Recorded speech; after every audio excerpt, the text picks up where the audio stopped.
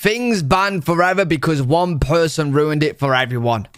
Let's get right into it. Number 10. The cave that one explorer got sealed forever. Imagine being so deep in a cave that you can't move forward or backward. You're stuck upside down in complete darkness, Isn't and that the space all around caves? you is barely bigger than your body. That's exactly what happened to John Jones in Nutty Putty Cave. This cave in Nutty Utah was a Putty popular Cave. spot for explorers. Thousands of people had explored it safely before John, but one wrong turn changed everything. John was an experienced caver, but he made a crucial mistake. He thought he found a familiar passage called the birth canal, but it was an unmapped tunnel that got tighter and tighter. He was wedged in a space barely bigger than a dishwasher, stuck upside down, at a 70-degree angle. It's like being stuck in a chimney. Bro, I don't understand how people do that. Like, it is literally a nightmare.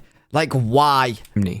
But the chimney keeps getting smaller. For 28 hours, rescuers tried everything to get him out. They set up a complex pulley system. They got so close to freeing him at one point, but then their equipment failed, and John slipped even deeper into the crevice. The rescue team could talk to John the whole time. They could even touch his feet, but they couldn't get him out. What do you mean they could touch his feet and not get him out? Surely if they could touch his feet, they would be able to grab onto it and pull him. After John passed away, they couldn't even retrieve his body because it was too dangerous, so they sealed the entire cave with concrete, turned it into a tomb. Now, Nutty Putty Cave What, did they do that whilst he was still alive or what? Like, what's going on there? sits there, permanently closed. A memorial plaque marks the spot. Number 9. The traveler who made airport security nightmarish. In December 2001, Richard Reed boarded a flight from Paris to Miami with explosives packed in his sneakers. During the flight, passengers noticed him trying to light his shoes on fire. The explosives were damp from sweat, and other passengers tackled him before he could succeed. This single failed Yo, don't tell me this, man. I'm literally going to America next month. attempt is why billions of people now have to take off their shoes at airport security. Before this incident, Yo, I wonder why they always ask. Yo, chat, apparently, right? Apparently, I don't look like a threat. Don't laugh and don't think I want to be, because every time I go to the airport, I never get asked to do anything. Everybody next to me always does. This time, literally, when I went to Greece, I tried to purposely act weird for them just to stop me. Because everyone's stressed about getting stopped. I don't really care. I just want to see what it's like. You know what I mean? They don't stop me, bro. The guy said to Izzy, take off your shoes. I literally said to him, do you want me to take off mine too? He looked at me and went, no. Like, bro. Like, yo, I'm a threat. Well, I'm not a threat, but like, bro, what's going on? Like, what do I look like to them?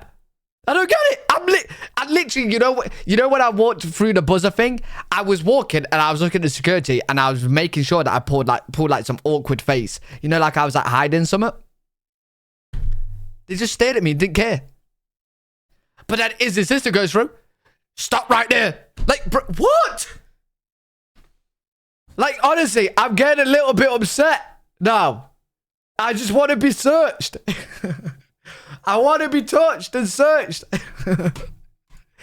airport security was relaxed. Just You could one bring time. drinks on planes, keep your shoes on, and even visit the cockpit. Now airports need specialized machines to detect explosives in shoes. These machines cost millions of dollars each, built right into your ticket price. In the 20-plus... You know what? When I next go through airport security, I'm just going to take a bag of cocaine. And I promise you, they probably won't even search me. They probably won't. I actually think I'm so anti-search, they're not going to search me, bro. They won't. And I've just got some cocaine now. I'll just chuck it in a bin. I'm not going to use it. I'm not going to try and smuggle it. I'm just going to chuck it in a bin afterwards. Like, I bet you anybody they would. years since this incident, no one has ever successfully smuggled explosives in their shoes onto a plane. Yet the time wasted taking off and putting on shoes in security lines adds up to about 350 years of human life annually. Reed actually bought a first-class ticket to avoid suspicion. Mate, it does not take 350 years to take off your shoes. Mate, are they literally super fucking glued to your feet? He looked so suspicious that the airline made him go through extra screening. They found nothing wrong with his shoes because the technology to detect the explosives didn't exist yet. Reed is now serving a life sentence in a Wow. supermax prison in Colorado. Number 8. The man who broke The Price is Right. Terry Neese wasn't your average contestant. He was a weatherman and a casino surveillance expert who was really good at spotting patterns. For 4 months straight, Terry and his wife watched every single episode of The Price is Right. They wrote down every prize and every price, and they noticed something interesting. That seems like a crazy obsession, but yeah. The prices barely changed. The show was using the same items over and over at the same exact prices. Then came the big day. Terry got on the show and made it all the way to the final showcase. The prizes included a karaoke machine, a pool table, and a camper. Without missing a beat, Terry bid $23,743. Oh, did he get Drew smack Carey bang? read out the actual price, $23,743. Hey, that is smart. The studio went dead silent. It was the first perfect bid in the show's history. Drew Carey was so convinced something was wrong, he refused to celebrate. He just stood there, looking like someone had just told him his car got towed. The producers stopped tape and investigated for hours, but What? Terry hadn't cheated. He had just studied really hard. Yeah, that's good. The show had gotten lazy with their prizes and prices. After this incident, The Price is Right changed everything. They started rotating prizes more frequently. They began changing prices randomly. They even started sourcing items from different vendors. Number Jeez. 7. I didn't know it was that deep. I've never seen Prices Right, but it seems like a whole entire FBI scenario, mate. Like, what's going on? Why is it this important? Person who broke satisfaction guaranteed. LL Bean used to have the most generous return policy in retail history. You could return anything, anytime, for any reason. Yo, that is literally Amazon, and I feel like it's going to get to the point where somebody ruins it for all of us. Amazon return policy is literally A tier. It could be S tier. It could be better if the Amazon delivery guy picked up your return. That would be better. Imagine that. Oh my God. Oh, that would be perfect. But right now it's near perfect. Like Amazon, you can literally return anything. No problems. No problems whatsoever. It would be a little bit better if you can give it to the Amazon guy that comes daily. But yeah. But, you know, it's near perfect. Bought a They backpack pick up in yours? 1985.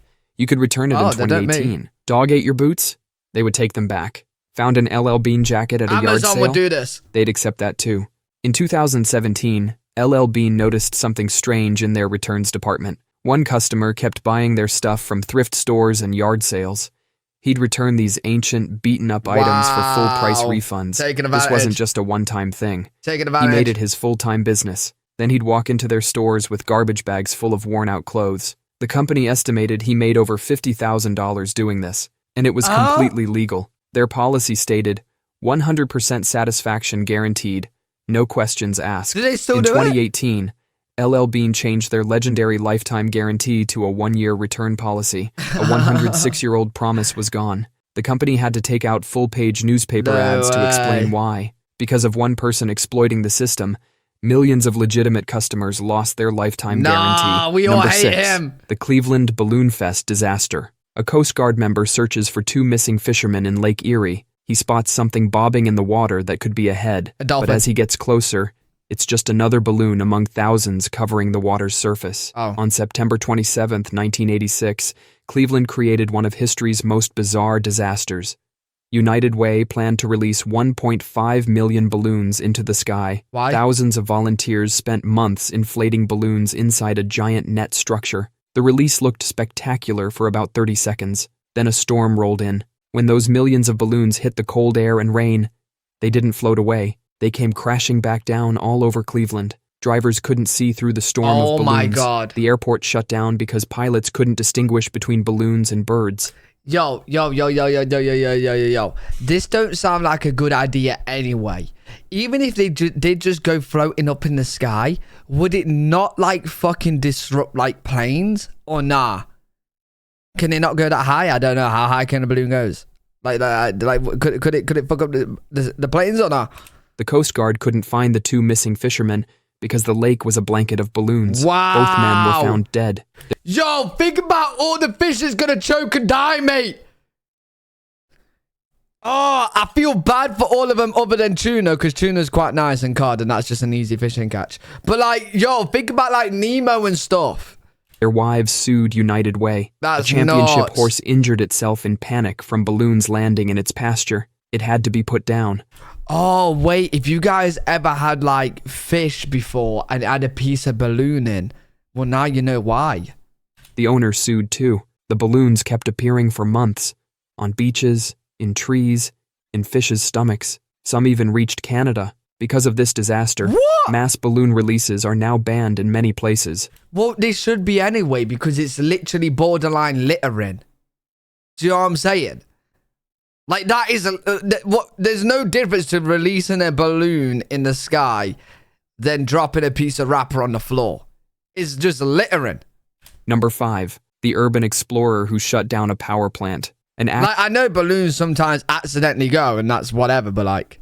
active nuclear power plant in Ohio What have I done? became the target of urban explorer Marcus Thompson in 2019. He managed to slip through a gap in the fence that maintenance crews had left open. Instead of staying in the safe zones, Marcus started live streaming his adventure to his 200 followers. Marcus had already triggered several silent Hey, you gotta get those Twitch subs somehow, man. Hey, make sure to use your primes. alarms. It's The free. power plant went into immediate lockdown. But Marcus's stunt exposed major security flaws in nuclear facilities across the country. The Nuclear Regulatory Commission had to completely overhaul their security protocols. Marcus ended up in federal prison. Number 4. The athlete who got a celebration banned. For over 30 years, players would dunk the football over the goalpost after touchdowns. Then came Jimmy Graham in 2013. Jimmy wasn't content with a regular dunk. He would grab the crossbar and violently shake it back and forth. The goalposts would wobble dangerously.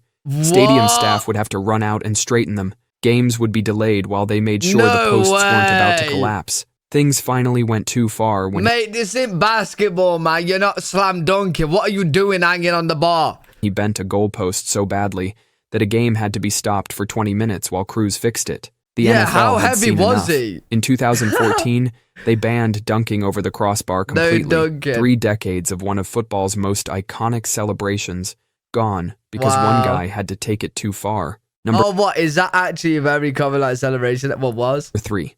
The treasure hunter who got metal detecting banned. In Richland, Washington, Wait, the metal what, huh? This is banned? the treasure hunter who got metal detecting banned. In Richland, It's Washington, banned? one overeager Since treasure when? hunter managed to get metal detecting banned for everyone. This guy wasn't just doing casual sweeping looking for lost wedding rings or spare change. He was performing unauthorized archaeology. He dug massive holes everywhere, under trees, and near historical markers. Things finally went too far when he discovered what he thought was a Native American burial ground. Instead of calling actual archaeologists, he decided to dig it up himself. By the time park rangers caught him, he'd already mangled several historically significant artifacts beyond recognition. The city council's response was absolute. No more metal detecting anywhere in the city's parks. Legitimate metal detector enthusiasts Yo, you're not allowed to dig up city parks anyway. Like, bro, what is he doing? who'd been responsibly hunting for years lost their hobby. Nowadays, if you want to metal detect in many of Washington state's public parks, you need more permits than a nuclear power plant.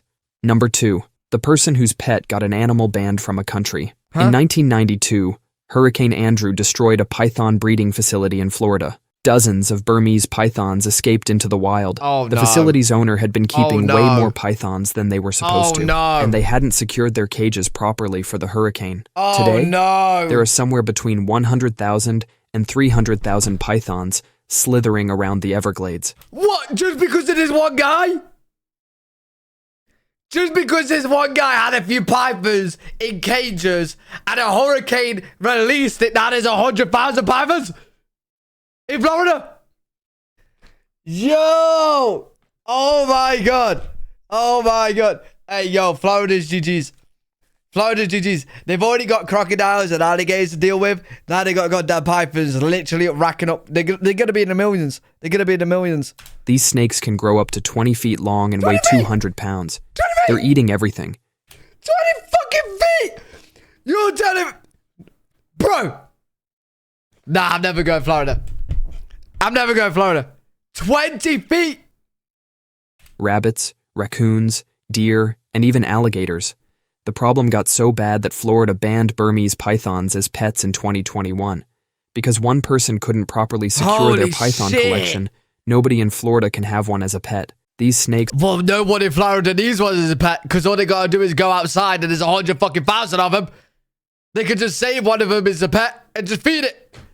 Wait, they don't need them as pets anymore. They're literally their neighbors.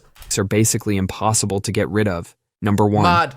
Lester Hayes and the stickum rule. Imagine being so good at catching footballs that they had to change the rules of the entire sport because of you. That's exactly what happened with Lester Hayes, the guy who loved stickum so What, much he he's so practically good? bathed in it. Stickum was this super sticky adhesive that players would use to get a better grip on the ball. Oh, But that's Hayes cheating, took it to a whole new level. This guy would slather so much stickum on himself that he looked like he'd been dipped in maple syrup. Other players started calling him the human flypaper because Wait, the human flypaper. Hold up. I need to find this guy. The human flypaper. What's his name? Wait, what am I seeing? I don't think this is it. What is this? What's his name? Chat, what's his name? Stickum player.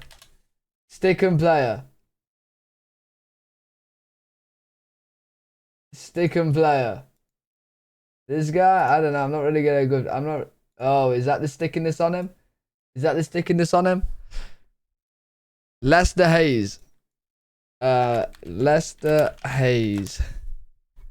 This guy's. Yeah, this guy. Stickum. What, he just covered himself in it? Yeah, you can see it all over. He looks like he's been rolling around in honey. That's what it looks like. anything that touched him would stick. During games, the football would come out looking like it had been rolled in glue. Hayes kept a fresh jar of stickum right on the sidelines and would reapply it between plays like it was sunscreen at the beach. In 1980, he intercepted 13 passes and was named NFL Defensive Well, I'm not surprised. The guy don't need to catch it. All he's got to do is just jump up and just catch it with his head or something, man. Player of the Year. He ruined so many uniforms with stickum that the team had to give him a new jersey at halftime of every game. The NFL finally banned stickum completely in 1981. They called it the Lester Hayes rule because everyone knew exactly who was responsible. After the ban, Hayes' interception numbers dropped from 13 in 1980 to just 4 in 1981. Turns out, catching footballs is a lot harder when you can't turn yourself into human flypaper. That is crazy. So he's asked without the sticky substance. Wow. Stickum, man.